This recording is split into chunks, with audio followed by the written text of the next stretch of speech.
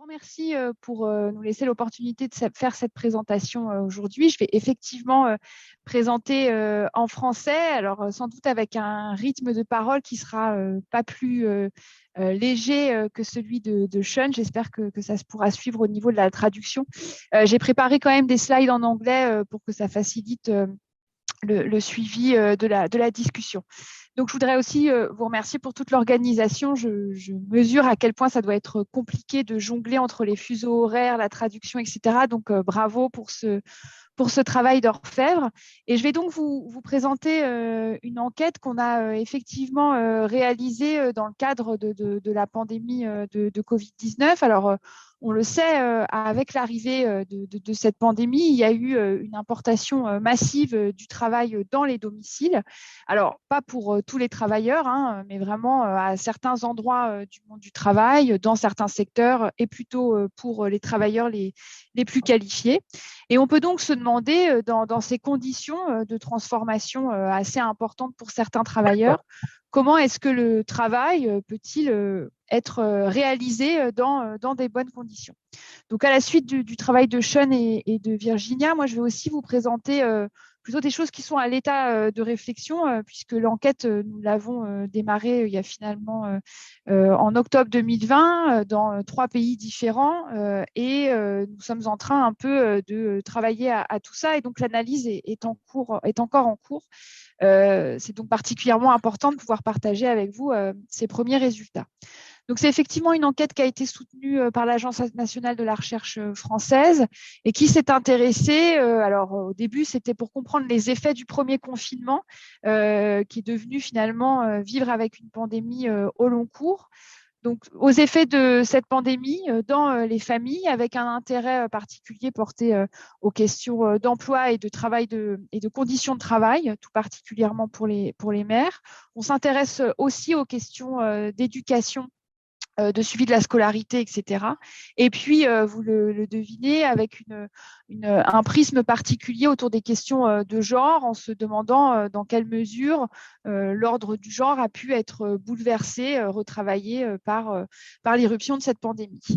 L'originalité de l'enquête, c'est qu'elle a effectivement été conduite dans 3 pays différents, la France, la Suède et la Suisse, ont été choisis à la fois parce qu'il y a eu des traitements très différents de la pandémie de Covid-19 dans les 3 pays. Je pourrais peut-être y revenir dans les questions-réponses.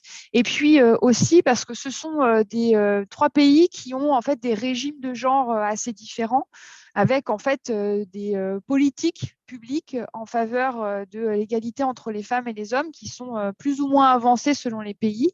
Alors, on va mettre la Suède un peu en tête, en tête du classement sur ces questions-là. La Suisse étant, elle, plutôt considérée comme un pays conservateur de ce point de vue. Et puis, la France se situe un peu à mi-chemin avec des politiques publiques qui sont qualifiées d'ambivalentes autour des questions d'égalité hommes-femmes. Dans chacun des pays, alors on était 7 chercheurs à travailler sur l'enquête que j'ai coordonnée. On a réalisé des monographies de famille. Donc, on a été interrogés dans différents à la fois espaces géographiques et poches de l'espace social, des familles dont la spécificité était d'être des couples hétérosexuels cohabitants avec au moins un enfant de moins de 12 ans. Et on s'est efforcé, dans des conditions un peu chahutées par la pandémie, d'aller à la fois interroger les parents, mais aussi les enfants. Et dans le travail que je vais vous présenter, enfin en tout cas les réflexions que je vais conduire à présent, on va plutôt en fait se focaliser sur les familles qui, dans lesquelles au fil de la pandémie, il y a au moins un des 2 parents qui a maintenu une activité professionnelle régulière depuis son domicile.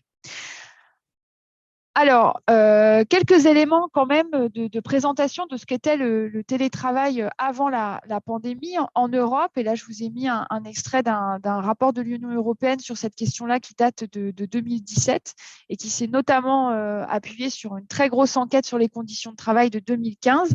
On avait en fait une implantation très hétérogène du travail à distance des organisations, avec des pays très avancés, et on voit assez nettement à quel point les pays de l'Europe du Nord et notamment le Danemark et la Suède se distinguent. Et puis d'autres pays qui étaient nettement plus à la traîne sur ce point-là, et on peut y ranger notamment la France, dans lequel le télétravail régulier était finalement assez peu développé. Il s'agit principalement de travailleurs qualifiés, et si on s'attache à l'indicateur du nombre d'heures travaillées à distance, c'est quelque chose qui concerne plutôt les hommes. Dans les 3 pays de notre enquête, on a en fait, avant la pandémie, une implantation assez différente, avec, pour le cas de la Suède, quasiment un quart des travailleurs qui travaillaient à distance de l'organisation, et ce de manière régulière.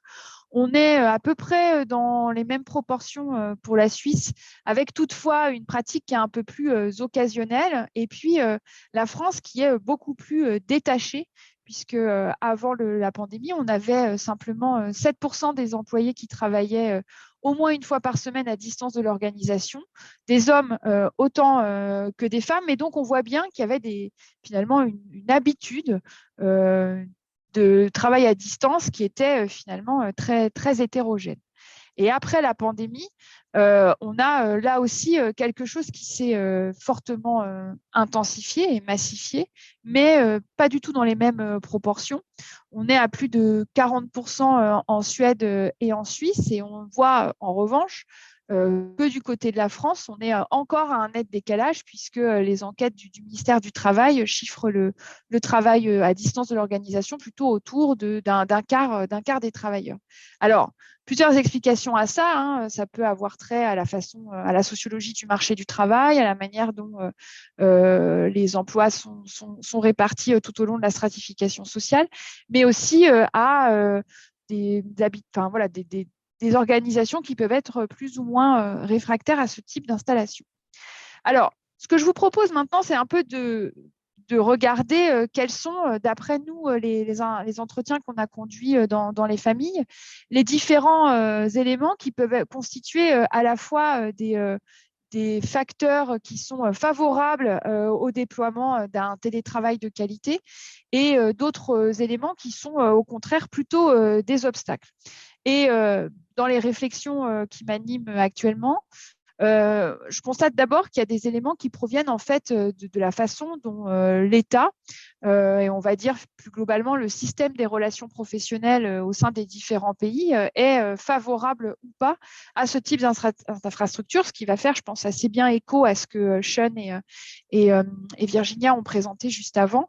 Alors d'abord, il y a quand même un enjeu d'infrastructure réseau à prendre en compte, hein, et on s'est aperçu à quel point en France notamment il y avait des poches géographiques qui étaient encore assez mal équipées, ce qui est beaucoup moins le cas, par exemple, dans le cas de la Suède. Je l'ai un petit peu amené avec la question de l'implantation pré-Covid du travail à distance, hein, mais il y a aussi des cultures de travail qui sont plus ou moins mises en place dans les différents pays. Et puis aussi des relations au temps de travail qui sont assez différentes. Et on a constaté notamment que la pratique du temps partiel, qui est beaucoup plus développée en Suisse, favorisait en fait une manière de penser le travail de façon plus circonscrite, en cherchant justement à réduire les horaires, à ne pas être dans le déploiement d'amplitudes horaires très importantes, comme on peut le voir par exemple en France. Donc, on a vraiment des éléments à des niveaux un peu macro qui peuvent jouer dans un vécu positif du travail à distance.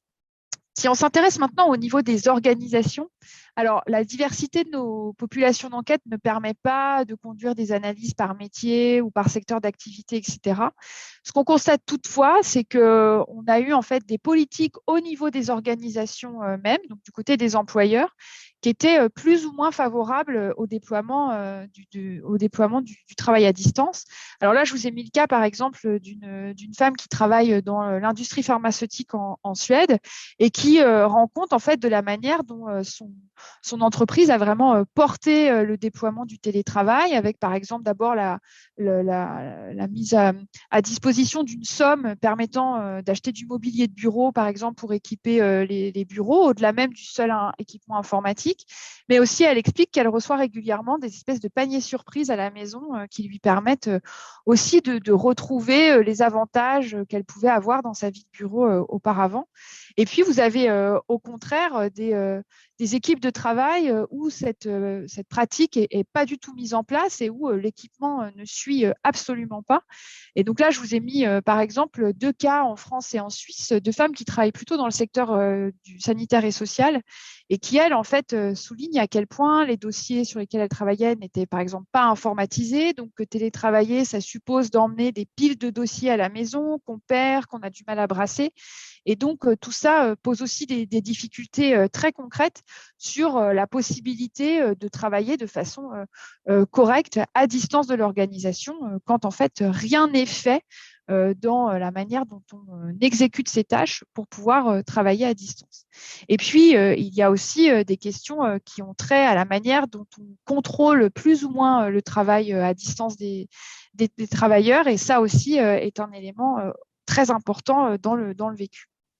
Alors, il y a aussi évidemment des éléments qui portent plus particulièrement sur les propriétés propres aux travailleurs et notamment le fait d'avoir été socialisé ou pas à la pratique du travail à distance. Alors ça, c'est quelque chose qu'on constate plutôt, en tout cas dans nos populations d'enquête, chez des hommes cadres qui avaient déjà en fait l'habitude du travail nomade et qui, là je vous ai mis une citation de Monsieur Martin en France, qui souligne qu'il a toujours été habitué finalement à travailler à distance et qu'il sait parfaitement s'organiser dans ce type de configuration et donc il le vit plutôt très bien. Il me reste donc peu de temps. Vous avez aussi la question de l'ancienneté dans l'emploi qui peut poser plus ou moins de difficultés. Plus on était déjà dans son travail et plus il est facile de se convertir au travail à distance. Dès lors qu'on prend un nouvel emploi, les choses sont beaucoup plus compliquées. Et puis, je vais conclure aussi sur des éléments qui ont moins trait aux propriétés individuelles des travailleurs, mais à des configurations au sein des foyers. Alors, il y a évidemment l'enjeu de l'espace, qui est un élément concret qui est déterminant. Plus on dispose d'une possibilité de replier le travail dans un espace à part et plus le télétravail est bien vécu. Mais aussi des éléments qui ont trait à la division genrée du travail à domicile. Et là-dessus, on constate de grandes inégalités entre à la fois les femmes et les hommes, les femmes ayant tendance à être plus souvent happées par le travail domestique que les hommes. Et on a fait une analyse un peu plus fine sur des hommes qui, eux, ont continué à travailler depuis les domiciles, tandis que leurs femmes ont, elles, continué à travailler sur site chez leur employeur. Et on constate là, en fait, des pratiques très différentes, mais notamment des pratiques très différentes entre les pays, avec, en fait, des phénomènes d'inversion du genre qui sont plus ou moins prononcés, beaucoup plus prononcés dans les pays où par exemple, en Suède, on a une pratique concrète de l'égalité entre les femmes et les hommes qui existe et qui est ancrée de longue date. Et on s'est aperçu que les choses étaient beaucoup moins positives en Suisse et en France. Et je dois souligner là-dessus que c'est plutôt le cas français où on a vu finalement des transformations des organisations domestiques qui ont été beaucoup moins favorables aux femmes que c'est le cas de la Suisse, par exemple. Je vais donc conclure pour essayer de tenir le temps en revenant en fait sur cette question de quels sont finalement les facteurs qui permettent de favoriser ou au contraire de défavoriser un travail de qualité, un télétravail de qualité. On s'aperçoit en fait qu'ils sont de plusieurs ordres, et qu'ils sont étroitement imbriqués. En réalité, ils ont trait à la fois à des intentions au niveau des politiques publiques. Ils ont aussi trait à la manière dont concrètement les organisations se saisissent du télétravail et cherchent à accompagner leurs travailleurs et travailleuses dans cet élément-là, mais ils ont aussi trait à des éléments plus micros liés aux propriétés sociales des individus et aux configurations conjugales. Et je m'arrête là en vous remerciant pour votre attention.